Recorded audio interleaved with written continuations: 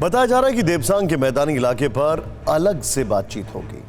फिलहाल पैंगोंग और चुशुल में गतिरोध खत्म करने के लिए दोनों देशों के बीच हर दिन हॉटलाइन के जरिए बातचीत हो रही है, लेकिन हम बार बार कह रहे हैं कि चीन के करनी और कथनी में बहुत फर्क है। इसीलिए पूर्वी लद्दाख में सैन्य गतिरोध खत्म करने के लिए उसने भले ही हामी भर दी हो, लेकिन उस पर भरोसा नहीं जताया जा सकता है। इसकी पुष्टि आज चीन की प्रोपेगेंडा मीडिया ने कर दी है। बीजिंग के मुखपत्र ग्लोबल टाइम्स ने लिखा है कि पूर्वी लद्दाख के फॉरवर्ड पोस्ट से भारत और चीन के सैनिकों, टैंकों, तोपों और हथियारों से लैस वाहनों को वापस लेने पर कोई सहमति नहीं बनी है। ग्लोबल टाइम्स ने सूत्रों के हवाले से कहा है, 8वें दौर की बातचीत के बाद अच्छी प्रगति हुई है। पिछले कोर कमांडर लेवल मीटिंग में इस पर बात हुई थी कि दोनों देशों की सेनाएं पैंगोंग झील से किस तरह से पीछे हटेंगी, लेकिन भारतीय मीडिया में आई पीछे हटने की खबर गलत है।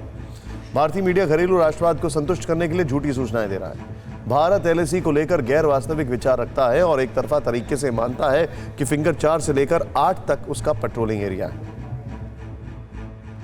हाँ, और ग्लोबल टाइम्स तो वैसे बहुत ही दूध का धुला है। खैर, बहरहाल सच्चाई यह है कि चीन के सुर पिछली 2 बैठकों में काफी नरम पड़ गए हैं। यहां तक कि 6ठे दौर की कोर कमांडर लेवल की चर्चा में सैनिकों की वापसी की संभावना बन रही थी, लेकिन कुछ बातों पर सहमति नहीं बन पाई। 6 नवंबर को हुई 8वें दौर की बातचीत में चीन की तरफ से ही पूर्वी लद्दाख में वापसी का प्रस्ताव आया, जिस पर भारत ने सकारात्मक प्रतिक्रिया दी। लेकिन जो बात पर कायम रहे तो फिर वो चीन के साथ। और जानकार भी बता रहे हैं कि चीन के डी-एस्केलेशन के पीछे की मंशा एक और धोखा हो सकती है। इसीलिए भारत इस बार चीन को लेकर पूरी तरह सतर्क है।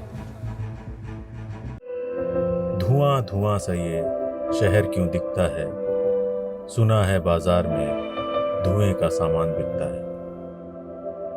ये दिवाली सिर्फ दिए वाली।